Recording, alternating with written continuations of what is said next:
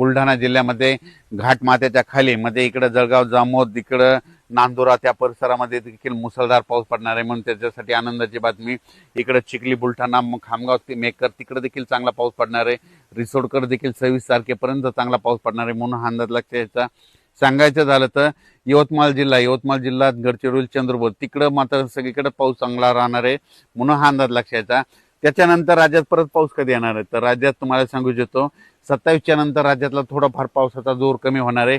ऊन थोडंफार विश्रांती घेईल, 2-3 दिवस विश्रांती घेईन आणि त्याच्यानंतर 31 जुलैपासून ते पुन्हा 4-5 ऑगस्ट पर्यंत 31 जुलै ते 5 ऑगस्ट परत त्या 5 दिवसामध्ये परत पुन्हा राज्यामध्ये थोड्या पावसाला सुरुवात होणार आहे म्हणून हा अंदाज सर्व शेतकऱ्यांना लक्षात घ्यायचा। त्याच्यानंतर आता म्हणजे विशेष म्हणजे आता पंढरपूरची यात्रा आहे तर पंढरपूरची यात्रा जी येत असताना त्यांना वाटत मात्र ह्या 3 दिवसामध्ये 22, 23, 24च्या दरम्यान त्यांना तिकडे पाऊस भेटणारच आहे, पण खूप काय मोठा नसणार, फक्त आज आणि ह्या 2 दिवसामध्ये थोडा जास्त भेटेल। पण 25 तारखेला मध्ये यात्रेच्या दिवशी म्हणजे पंढरपूरच्या यात्रेच्या आषाढी एकादशी दिवशी तिथं मात्र रिमझिम पाऊस पडणार आहे म्हणून हा अंदाज त्यांनी लक्ष घ्यायचा। आजूबाजूच्या परिसरात देखील पंढरपूर तालुक्यात देखील पाऊस पडणार म्हणून त्यांनी देखील अंदाज लक्षायचा। आटपाडी इकडं क्रुडवाडी त्या परिसरात देखील पाऊस पडणार आहे। इंदापूर भागात देखील पाऊस असणार आहे म्हणून त्या शेतकऱ्यांनी लक्षात घ्यायचा। श्रीगोंदा त्या परिसरात देखील पाऊस पडणार आहे। इकडं कोल्हापूरकडे तर पाऊस चालूच राहणार आहे। त्याच्यानंतर इकडं सांगलीकडं देखील म्हणजे सध्या हे रिमझिम काही ठिकाणी जोराचा पाऊस असा पडतच राहणार आहे म्हणून सांगली जिल्ह्यासाठी आनंदाची जत त्या परिसरात देखील पाऊस असणार आहे म्हणून हा अंदाज लक्षात घ्यायचा। त्याच्यानंतर जालना जिल्ह्यात देखील काय होणार आहे, इकडं जालना जिल्ह्याचा इकडला उत्तरेचा भाग म्हणजे राजूर गणपतीपासून ते याच्या सोयगाव तालुका जळगाव जिल्ह्यातल्या त्या परिसरामध्ये सिल्लोड जाफराबाद भोकरदन त्या परिसरामध्ये, त्याच्यानंतर शिंदखेड राज्य इकडं धार ह्या परिसरामध्ये मात्र ह्या 22 ते 26 आजपासून जरा जोराचा पाऊस पडणार आहे 22 ते 26च्या दरम्यान म्हणून हे लक्षात घ्यायचं।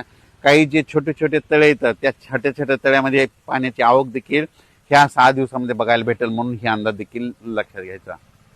तसे तेलंगणामध्ये देखील तेलंगणाच्या सर्व शेतकऱ्याला सांगू इच्छितो, महाराष्ट्राच्या लगत जे डोंगरी तहसील आहे त्या भागातल्या शेतकऱ्याला सांगू इच्छितो तिकडे देखील चांगला पाऊस पडणार आहे।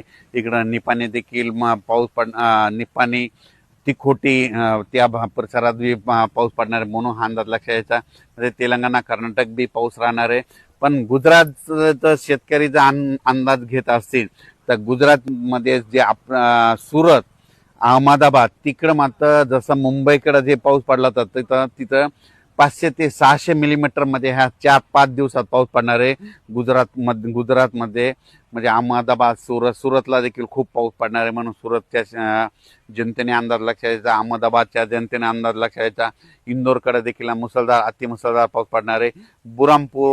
बुरामपूर इकडं खंडवा त्या जिल्ह्यातल्या शेतकऱ्यांनी अंदाज लक्षात घ्यायचा कारण की तिकडं देखील अतिवृष्टी होणार आहे म्हणून त्यांनी देखील अंदाज लक्षात घ्यायचा। म्हणजे सांगायचं झालं तर गुजरात आणि मध्य प्रदेश तिकडे पाऊस पडत असल्यामुळे जे वंचित जिल्हा होता बघा पाऊस ते पुन्हा 5 ऑगस्टच्या दरम्यान परत पुन्हा एकदा पाऊस सक्रिय होणार आहे म्हणून हे अंदाज देखील सर्व शेतकऱ्यांनी लक्षात घ्यायचा। कर्नाटक आणि तेलंगणाच्या शेतकऱ्याला सांगू इच्छितो तुमच्याकडे देखील ह्या 4 म्हणजे 21 ते 27च्या दरम्यान चांगला पाऊस पडणार आहे म्हणून तुम्ही देखील हा अंदाज लक्षात घ्यायचा। तेलंगणा कर्नाटक देखील पाऊस राहणार आहे। कोल्हापूरला तर पाऊस सारखा चालूच राहणार आहे म्हणून कोल्हापूरकर शेतकऱ्याच्या आनंदाची बातमी। पण एक मागच्या अंदाजात सांगितलं होतं महाबळेश्वरकडे काय होणार आहे जवळपास आता ह्या 4 दिवसामध्ये 27 तारखेपर्यंत खूप जोराचा पाऊस पडणार आहे। 27च्या नंतर महाबळेश्वरकडला पाऊस देखील कमी होणार आहे म्हणून हे अंदाज लक्षात घ्यायचा। पण त्याच्या महाबळेश्वरकडे पाऊस पडल्याच्या नंतर जे कोयना धरण आहे त्या कोयना धरणातलं पाणी मात्र ते कोयना धरण भरण्याच्या याच्यावर राहणार आहे कारण की कोयना धरण भरू शकतं ह्या पावसातच भरणार आहे म्हणून हे अंदाज देखील लक्षात घ्यायचा। त्याच्यानंतर राज्यात सांगायचं झालं तर ठिकठिकाणी म्हणजे आज नागपूरकडं भंडारा वर्धा गोंदिया सगळीकडे जवळपास चांगल्या स्वरूपाचा पाऊस सुरू होणार आहे म्हणून हा अंदाज देखील सर्व शेतकऱ्यांना लक्षात घ्यायचा। म्हणून नांदेडकडे आज रात्रीच्याला चांगला पाऊस राहणार आहे म्हणून नांदेडकरांसाठी आनंदाची बातमी।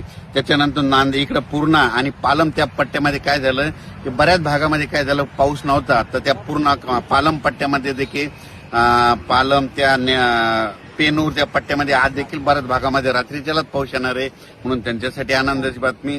सांगायचं झालं तर आता ह्या 21 ते 27च्या दरम्यान महाराष्ट्रातला आता कोणताच भाग शिल्लक राहणार नाही.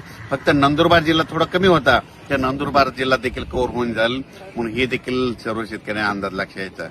त्यानंतर कोल्हापूर जिल्हा, सोलापूर जिल्हा, सांगली, जत, आटपाडी, त्याच्यानंतर पंढरपूरकडे देखील पंढरपूरची यात्रा 25 तारखेला, तर त्या दिवशी मात्र पंढरपूरला रिमझिम पाऊस राहणार आहे, म्हणून पंढरपूरच्या यात्रेकरूंनी देखील अंदाज लक्षात यायचा. म्हणजे सांगायचं झालं सोलापूर जिल्ह्यात देखील चांगला पाऊस राहणार आहे, म्हणून हे देखील सगळ्यांना लक्षात घ्यावं. आज 21 पासूनच जळगाव, धुळे, नंदुरबार त्या परिसरामध्ये आज दुपारनंतर चांगला जोराचा पाऊस, आधी रिमझिम पाऊस सुरू होईल आणि नंतर ते पाऊस वाढत जाईल. आणि नंदुरबारकडे मात्र 21 ते 27च्या दरम्यान काही काही ठिकाणी अतिमुसळधार पाऊस पडणार आहे, म्हणून हा अंदाज देखील सर्व शेतकऱ्यांना लक्षात यायचा.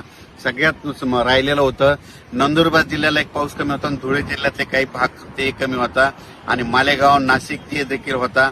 इकडे रावेरकडे देखील काही भागामध्ये सुटलेला होता. आता ते सगळा पट्टा ह्या पावसामध्ये आता 21 ते 27च्या दरम्यान ह्या 5-6 दिवसात निघून जाईल आणि सगळीकडेच पाऊस पडणार आहे, म्हणून अंदाज लक्षात यायचा. अचानक वातावरण बदल झाला, परत मी एक मेसेज दिला जाईल. हे पाहू शकता आमच्या इकडले धूळ पेरणीचे कापस असे आणि वखरणं देखील सुरू आहे, म्हणजे कामं देखील चालू आहे, पाऊस देखील यायलाय. मी म्हटलं होतं ना यावर्षी दुष्काळ वगैरे काय पडणार नाही, पिकं चांगले येणार आहे. ज्या वर्षी चिंचाच्या झाडाला खूप चिंचा लागल्या त्या वर्षी शेतकरी मालामाल होता, तसं यावर्षी चिंचाच्या झाडाला चिंचा खूप लागल्या होत्या. जांभळीच्या झाडाला जांभळं खूप लागले होते.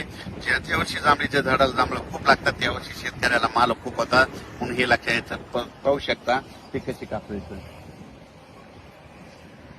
धन्यवाद.